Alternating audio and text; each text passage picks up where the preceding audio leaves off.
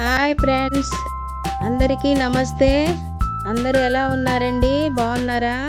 Welcome to my channel Sudha kitchen and rangoli. ఈరోజండి మనము ఇంట్లోనే ఈజీగా ఇంట్లో ఉండే కరివేపాకుతో పొడి చేసుకుంటున్నామండి. చాలా ఈజీ అండి, చాలా సింపుల్ అండి. ఈజీగా చేసుకోవచ్చు కరివేపాకు పొడి. ముందుగా స్టవ్ వెలిగించి కడాయి పెట్టుకొని కరివేపాకు కొంచెం తీసుకున్నానండి. కడిగి ఆరబెట్టిన కరివేపాకు అండి ఇది. అలాగా కడాయిలో వేయించుకోవాలి. ఆకంతా ఒక స్పూన్ ఆయిల్ వేసి బాగా వేయించుకోవాలి. వేయించుకున్న తర్వాత ఒక ప్లేట్లోని తీసుకోవాలండి. ఆకంతా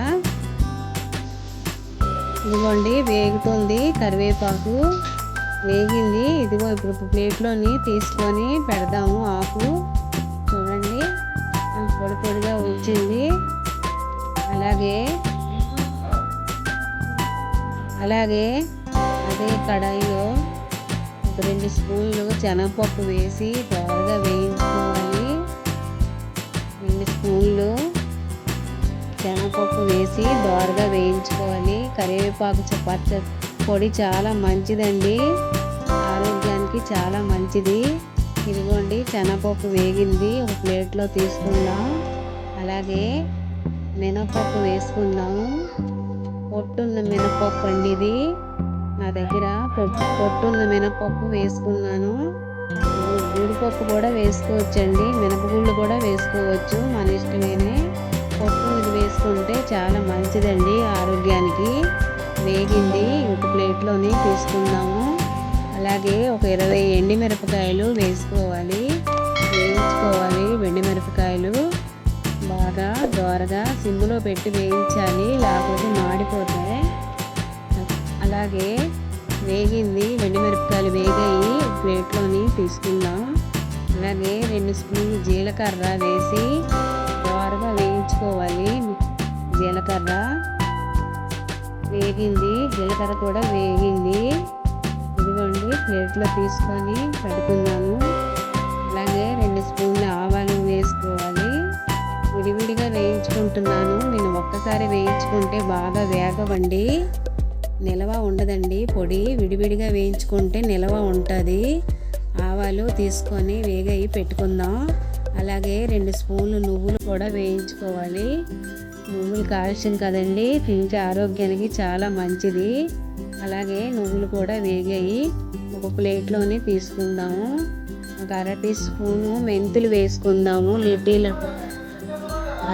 అర టీ స్పూను మెంతులు కొంచెం వేసి వేయించుకోవాలి. వేగాయి. మెంతులు కూడా తీసుకుందాం. అలాగే పొట్టుని వెల్లుల్లి తీసుకొని వేయించుకోవాలి.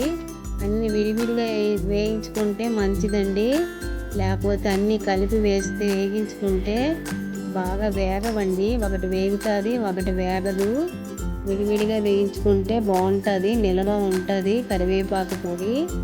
వేగాయి. ఒక ప్లేట్లో తీసుకున్నాము. వెల్లుల్లి, అలాగే ధనియాలు కూడా 2 స్పూన్లు ధనియాలు వేసి వేయించుకోవాలి.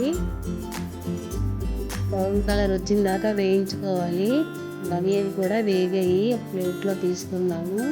అలాగే శనగపప్పు, ఆవాలు, మినపప్పు అన్నీ వేసి మిక్సీ చేసుకోవాలి. ఫస్ట్ ఇలా చేసుకుంటే బాగా మిక్సీ అవుతుందండి. ఒకేసారి వేస్తే మిక్సీ బాగా అవ్వదండి. ఇదిగోండి, మిక్సీ చేసుకుందాము. మినపప్పు, శనగపప్పు ఒక ప్లేట్లోని తీసుకొని పెట్టుకుందాము. అలాగే కరివేపాకు వేయించుకున్నాం కదా మనము. కొంచెం 1 స్పూన్ ఆయిల్ వేసి కరివేపాకు వేయించుకొని ఇప్పుడు మిక్సీ చేసుకుందాం. మిక్సీ చేసుకొని ఒక ప్లేట్లో తీసుకున్నానండి, మీకు చూపించలేదు.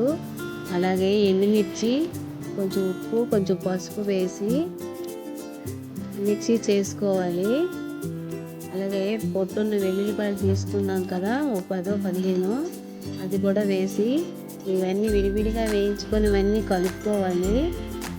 కలుపుకోవాలండి. అలాగా కలుపుకుంటే నిల్వ ఉంటుంది కరివేపాకు పొడి. పక్కనున్న ఇదిగోండి వేగింది. ఇదిగోండి కరివేపాకు పొడి రెడీ అయిపోయిందండి. ఇదిగోండి ఎంత బాగా వచ్చిందో. కంటి చూపుకి చాలా మంచిదండి. షుగర్ పేషెంట్లకు కూడా తింటే ఆరోగ్యం అండి. ఫస్ట్ అన్నంలో తినేటప్పుడు కరివేపాకు పొడితో నెయ్యి వేసుకొని తింటే ఆరోగ్యం అండి.